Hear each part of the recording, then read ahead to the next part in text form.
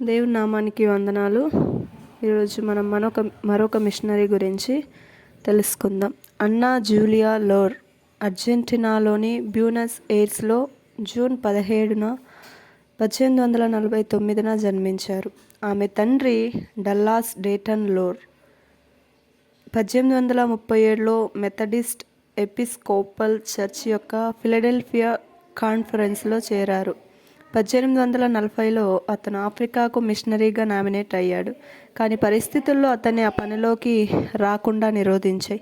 1847లో అతను బ్యూనస్ ఎయిర్స్కు మిషనరీగా వెళ్ళాడు. అక్కడ 2 సంవత్సరాల తర్వాత జూలియా జన్మించింది.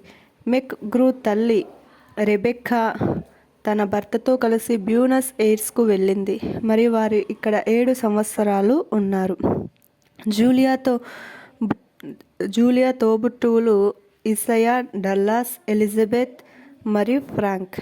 న్యూయార్క్లోని బఫెలో నగరంలో ఉన్నప్పుడు దాదాపు 12 ఏళ్ల వయసులో జూలియా తన తండ్రి పాస్టర్గా ఉన్న గ్రేస్ చర్చ్లో చేరింది. ఆ సమయం నుండి ఆమెకు క్రైస్తవ మిషనరీ పనిపై ప్రత్యేక ఆసక్తి ఉంది మరియు జర్మన్ మిషన్ స్కూల్లో యువతుల తరగతికి బోధించడం ప్రారంభించింది.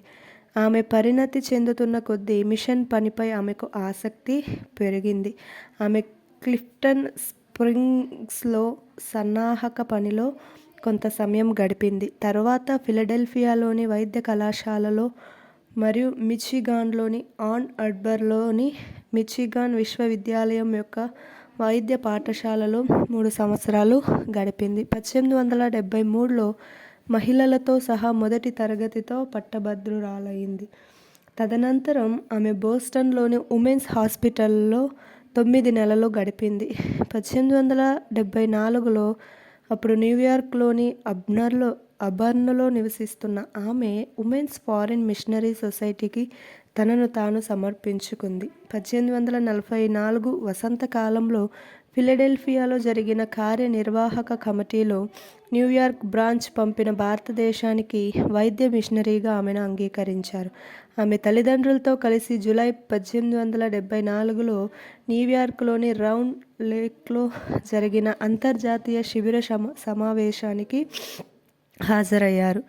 మెక్గ్రూ అక్టోబర్ 20, 1874న న్యూయార్క్ ఓడరేవు నుండి ప్రయాణించారు. ఆమె డిసెంబర్లో వార్షిక సమావేశానికి సమయానికి తమ గమ్యస్థానానికి చేరుకుంది. సమావేశం ముగిసిన వెంటనే మెక్గ్రూ మెరాదాబాద్కు వెళ్ళింది. ఆమె వెంటనే భాష అధ్యయనం ప్రారంభించింది. ప్రజల ఆచారాలు మరియు అలవాట్లతో తనను తాను పరిచయం చేసుకుంది మరియు త్వరలోనే తరచుగా వృత్తిపరమైన సందర్శనలు చేసింది. కాను రోజులు గడిచే కొద్దీ మహిళను మరింత సమర్థవంతంగా చేరుకోవడానికి డిస్పెన్సరీని కలిగి ఉండటం అవసరమని తేలింది. ఆమె తన స్వస్థలమైన నగరంలో ఒక ఆస్తిని అద్దెకు తీసుకోవడంలో విజయం సాధించింది మరియు వారి అవసరాలకు అనుగుణంగా ఉంది.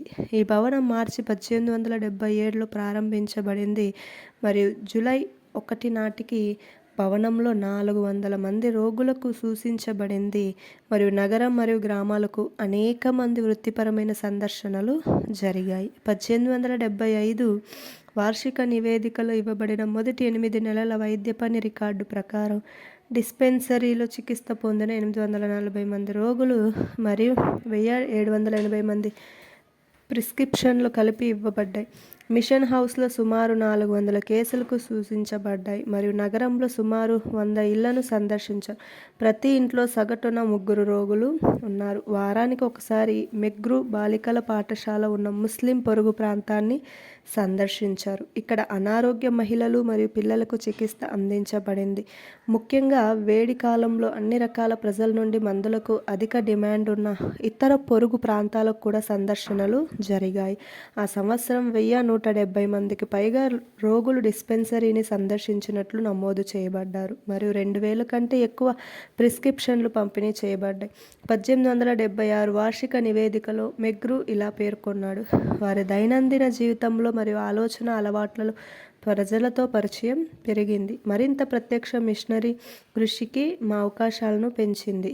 అనేక సందర్భాల్లో డాక్టర్ సందర్శనలు జనాలకు బైబిల్ మహిళలకు ద్వారాలు తెరిచాయి మరియు అత్యున్నత కులానికి చెందిన అనేక కుటుంబాల్లో క్రమం తప్పకుండా బోధన ఇవ్వబడుతుంది. సెప్టెంబర్ 11, 1876న ఆమె రెవరెండ్ జార్జ్ హారిసన్ మెగ్రూను వివాహం చేసుకుంది. భారతదేశానికి వెళ్లే ముందు ఆమె అమెరికాలో కలిసింది మరియు తర్వాత మాతృ బోర్డు ద్వారా మిషనరీగా పంపబడింది. వివాహం తర్వాత ఆమె తన వైద్య మిషనరీ పనిని కొనసాగించింది. మెరాదాబాద్లో 3 సంవత్సరాలు హౌస్ మరియు జనానా ప్రాక్టీస్లో పనిచేసిన తర్వాత ఆమె సందర్శించిన పొరుగు గ్రామాలకు తన పనిని విస్తరించిన తర్వాత మెగ్రూ బరేలీలో వైద్య పనిని చేపట్టారు. అక్కడ ఆమె 1880 వరకు వరదలు, కరువు మరియు తెగులును ఎదుర్కోవలసి వచ్చింది. ఆ తర్వాత ఆమె కాన్పూర్లో 3 సంవత్సరాలు గడిపింది. ఆ కుటుంబం 1883లో అమెరికాకు తిరిగి వచ్చింది. 1886లో వారు కనెక్టికట్లోని మెరిడియన్లో నివసిస్తున్నారు. అక్కడ రెవరెండ్ మెగ్రూ ఫస్ట్ మెథడిస్ట్ ఎపిస్కోపల్ చర్చ్కి పాస్టర్గా ఉన్నారు. ఆ దంపతులకు 4 పిల్లలు ఉన్నారు: జేమ్స్, ఎలిజబెత్, డల్లాస్ మరియు బెస్సీ. జూలియా మెగ్రూ ఫిబ్రవరి 5, 1942న వాషింగ్టన్ డీసీలోని తన ఇంట్లో మరణించారు మరియు పశ్చిమ వర్జీనియాలోని కింగ్వుడ్లో ఖననం చేయబడ్డారు.